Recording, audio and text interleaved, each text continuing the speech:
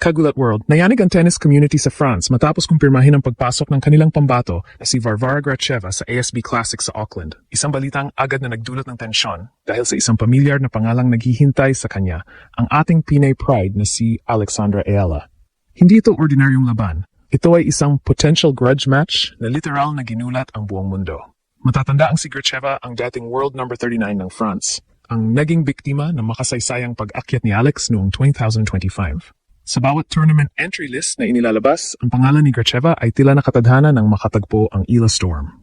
Ang media sa France ay gulat na gulat dahil ang kanilang paboritong si Varvara ay nahaharap sa isang delikadong sitwasyon laban sa 20 anyos na Filipina na itinuturing na ngayong giant killer ng tour. Bakit ito naging war zone of emotions? Dahil may resibo na tayo ng kanilang nakaraang enkwentro.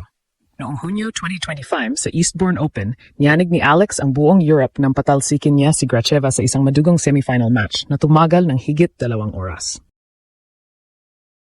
Iyon ang gabing gumawa ng kasaysayan si Alex bilang kauna-unahang Pilipino na pumasok sa isang WTA final. Ngayong 2026, sa hard courts ng Auckland, si Gracheva ay gutom sa paghihigante, habang si Alex naman ay papasok bilang 4th seed. Isang mataas na katayuan na nagbibigay sa kanya ng psychological edge. Ang buong France ay nakatutok ngayon kung kakayanin ba ng kanilang baseline queen na tibagin ang pader na itinayo ni Alex o kung muli bang mapapaiyak ang Paris sa bangis ng agila ng Pilipinas. Ang bawat practice session ni Alex sa Auckland kasama si Coach Joan Bosch ay pinapanood na parang isang spy movie ng mga French scout. Alam nila na si Alex ay hindi na basta rising star. Siya ay isang dambuhala na kayang kontrolin ang laro mula sa baseline hanggang sa net. Ang French connection na ito ang nagpataas ng ticket sales sa Auckland dahil alam ng mga fans na ang bawat rally ni Ala at Gracheva ay puno ng intensity at pure drama. Sa January 5th, hindi lang tayo manood ng tennis. Manonood tayo ng isang labanan para sa dangal at para sa pagpapatunay kung sino ang tunay na reyna ng bagong henerasyon. Huwag kayong kukurap dahil ang bawat update mula sa New Zealand ay magpapatunay kung bakit ang tapatang Ayala versus Gracheva ang pinakakinatatakutan ng mga Europeans ngayong taon. Ito ang kwentong yayanig sa pundasyon ng WTA at magpapatayo sa balahibo ng bawat Pinoy. Handa na ba kayong malaman ang mga sikretong adjustment na ginagawa ni Alex para muling dominahin ang French sensation? Ang resibo ng tagumpay ay abot kamay na natin. Enero 2026 at ang atmosfera sa Auckland ay tila punong-puno ng kuryente. Sa paglabas ng entry list para sa ASB Classic, isang partikular na tapatan ang agad na naging trending topic sa Europe. Ang posibleng rematch sa pagitan ni Alexandra Ayala at ng French sensation na si Varvara Gracheva. Hindi lang ito basta laro. Para sa mga French fans, ito ay isang nightmare na nais na nilang matuldukan. Bakit? Dahil may bitbit na resibo ang ating Pinay pride. Matatanda ang noong Hunyo 2025, sa madugong semifinals ng Eastbourne Open, niyanig ni Alex ang buong mundo nang patalsikin niya si Gracheva sa isang 2-hour and 23-minute thriller. Isang pagkatalo na hanggang ngayon ay hindi pa malimutan ng kampo ng France. Si Varvara Gracheva ay hindi ordinaryong kalaban. Siya ay isang dating world number 39 at kilala sa kanyang matinding resistensya sa baseline. Pero sa kanilang huling dalawang pagkikita noong 2025 sa Nottingham at Eastbourne, ay parehong lumabas na bigo ang Frenchwoman laban sa Ila Storm. Sa Nottingham, kailangan ni Alex ng 3 sets para tibagin ang pader ni Gracheva. 6-3, 3-6, 6-3. Pero ang pinakamasakit para sa France ay ang Eastbourne rematch, kung saan si Alex ay bumangon mula sa pagkatalo sa second set para selyuhan ang 7-5, 2-6, 6-3 victory. Ang panalong iyon ang nagluklok kay Alex bilang kauna-unahang Filipina sa kasaysayan na pumasok sa isang WTA singles final.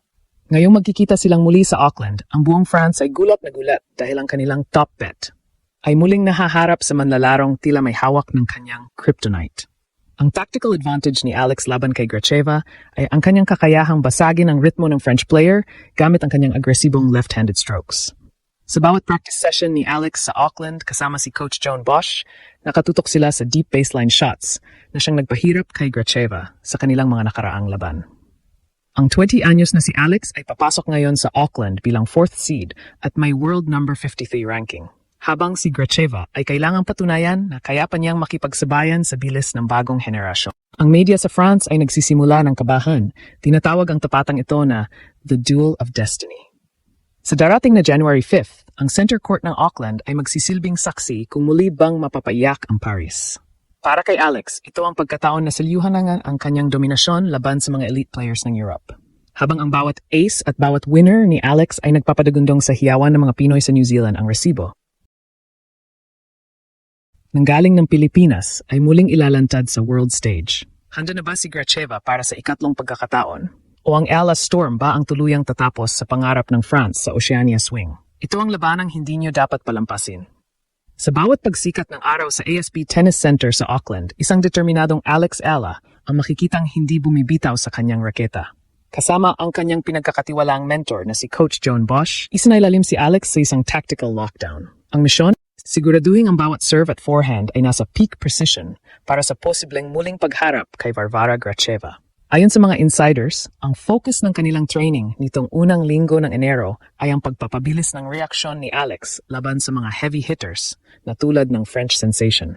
Ang resibo ng kanilang nakaraang laban noong 2025 ay malinaw. Kailangang pagurin ni Alex si Gracheva sa mga mahahabang baseline rallies, ang mismong stratehiya na nagpapaiyak sa kampo ng France sa tuwing matatapat sila sa ating pambato. Ngunit hindi basta-basta magpapatalo ang France. Si Varvara Gracheva ay spotted din na puspusan ng ensayo at ayon sa French media, revenge ang tanging nasa isip nito. Pagkatapos ng dalawang sunod na pagkatalo kay Alex noong nakaraang taon sa Nottingham at Eastbourne, si Gracheva ay nagpalit ng training regimen para tapatan ang bilis ng Filipina. Ang French connection. Sa Auckland ay aminadong si Alex ang kanilang pinakamalaking hadlang. Bilang fourth seed sa tournament, si Alex ang may dala ng momentum habang si Gracheva ay papasok na may bit-bit na bigat ng pressure. Ang bawat backhand down the line ni Alex ay hinahasa para magsilbing mitsa ng pagkatalo ni Gracheva, isang eksena na inaabangan ng libu-libong fans sa New Zealand. Bakit nga ba? Ginulat ang mundo ang touring dito. Dahil bihira sa kasaysayan ng WTA na ang isang 20 anyos mula sa Southeast Asia ang nagiging nightmare ng mga pambato ng Europe. Sa bawat vlog at social media post ni Alex, makikita ang kanyang mental toughness, isang armas na ayon sa mga analysts ay mas matindi pa sa kanyang lakas. Habang ang ibang players ay abala sa pressure, si Alex ay kalmadong kumakain ng prutas at nakikipag-usap sa mga fans sa Auckland. Isang senyales na handa na siyang lamunin ang court sa January 5th. Ang respetong nakuha niya bilang world number 53 ay bunga ng dugo at pawis. At sa Auckland, asahan ng isang Alex Ayala na mas agresibo at mas matalim. Isipin ninyo ang tindi ng tensyon. Sa oras na maglabas ng official draw ang ASB Classic at makitang magkatapat ang pangalang Ayala at Gracheva, asahan ang pagsabog ng internet. Ang tapatang ito ay hindi na lang basta laro. Ito ay labanan ng Pride of the Philippines laban sa Pride of France. Handa na ba ang Auckland para sa muling pagsalubong sa Ella Storm? O makakahanap pa ng paraan ng France para makabawi sa ating reyna? Huwag kayong kukurap dahil ang resibo. Ang tagumpay ay nakasulat na sa bawat palo ni Alex. Sa gitna ng ingay ng New Year, ang pinakamatinding pasabog ay mangyayari sa loob ng court.